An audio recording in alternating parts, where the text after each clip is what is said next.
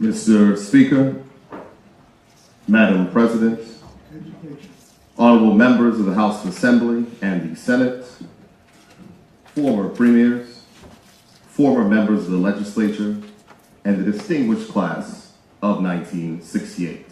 Good morning. Before I begin, Mr. Speaker, if you will indulge me, I would also like to recognize another person who was part of the Progressive Labor Party class in 1968 who never got to sit in this House, who is here with us today, Mr. Donald Jones.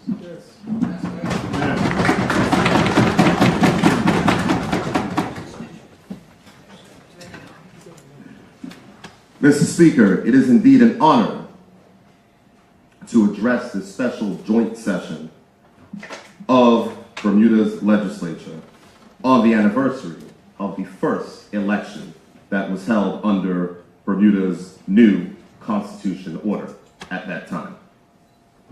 Historians have described 1968 as one of the most tumultuous years in history.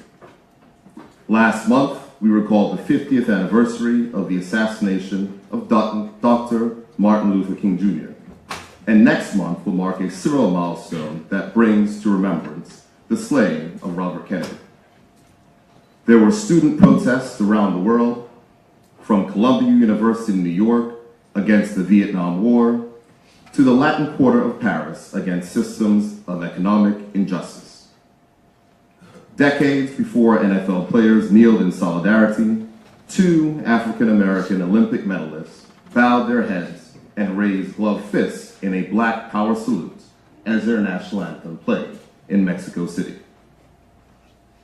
Amidst all of this unrest and more, an order in council was brought into force on 21st of February that year.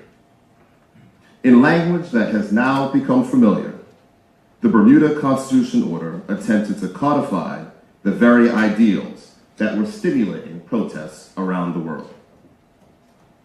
Fundamental rights and freedoms of the individual begins chapter 1 of a story that 50 years later is still unfinished.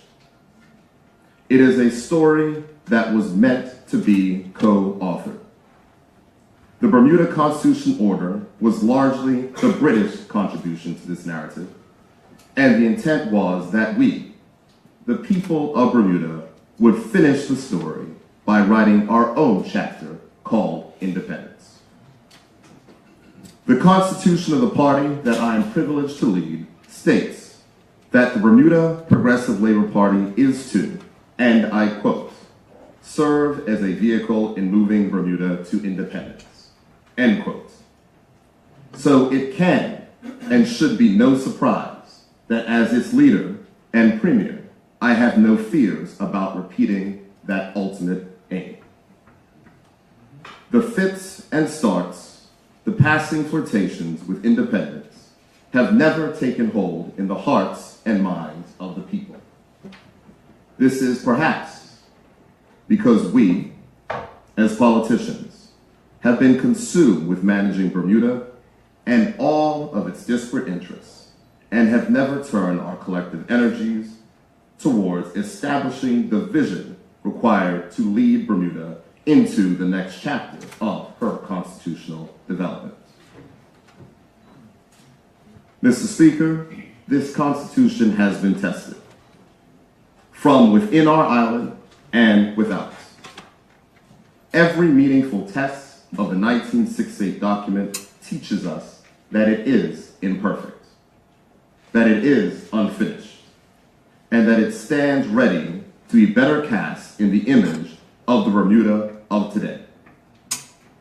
It is unacceptable in a modern democracy to have decisions made thousands of miles away that impact our customs, that impact our institutions, and that impact our livelihoods.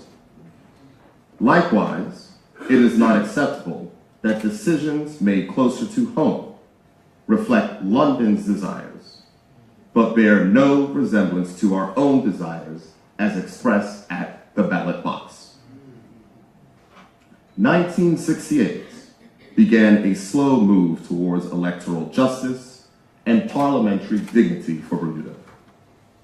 The elimination of the property vote and the extension of the franchise to all those of age eligible to vote was only a beginning. That fact makes all the more extraordinary the sacrifice of those men and women who put their names forward as candidates in that first election under the then new Constitution. This was new ground, and the trail they blazed set the stage for further victories in democracy that culminated in the 2001 constitutional changes and the 2003 general election, where true universal adult suffrage was achieved with one man or woman of one vote and each vote of equal value.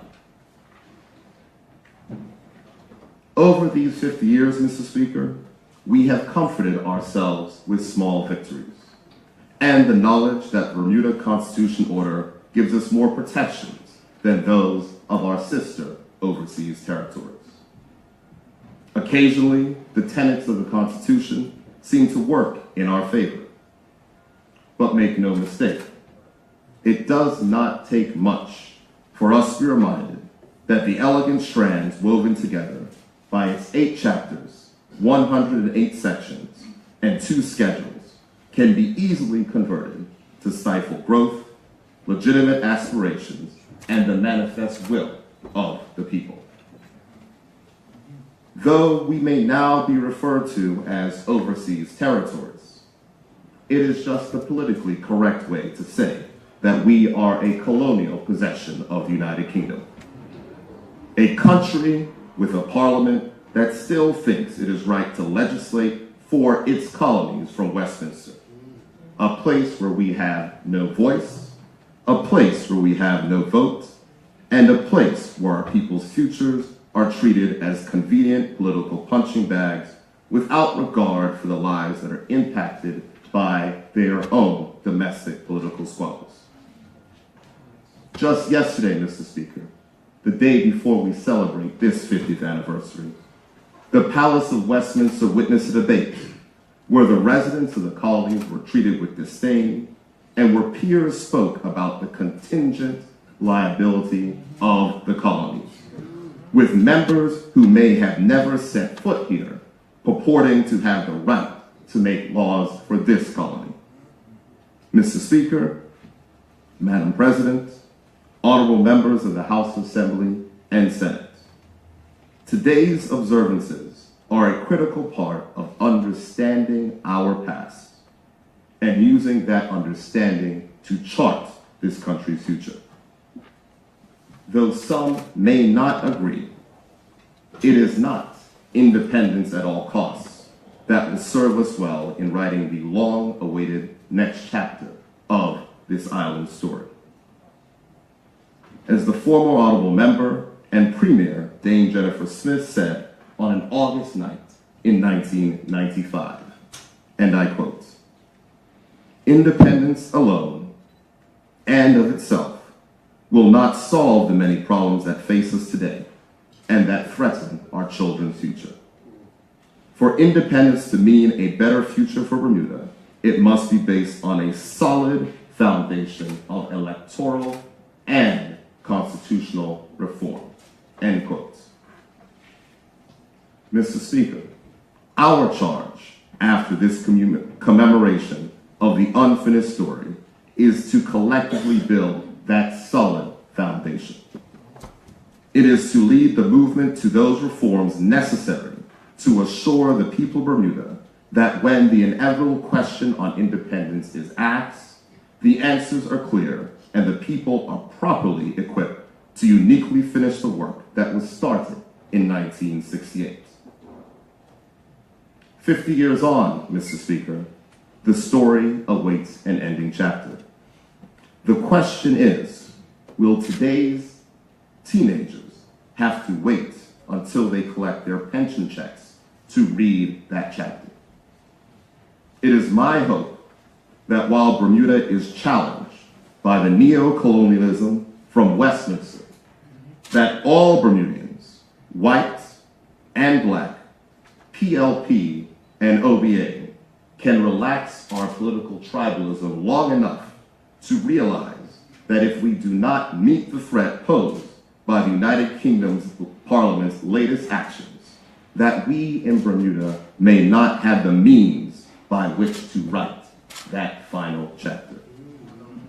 Mr. Speaker, the class of 1968 taught us to be bold, and their example should be an inspiration to all of us to finish the work that was started, so that democracy in these isles can be hailed with a song that does not end with the word king or queen, but pays tribute to our island home that gave us the present and departed kings and queens of the class of 1968, the pioneers of Bermuda's imperfect but yet unfinished democracy. Thank you, Mr. Speaker.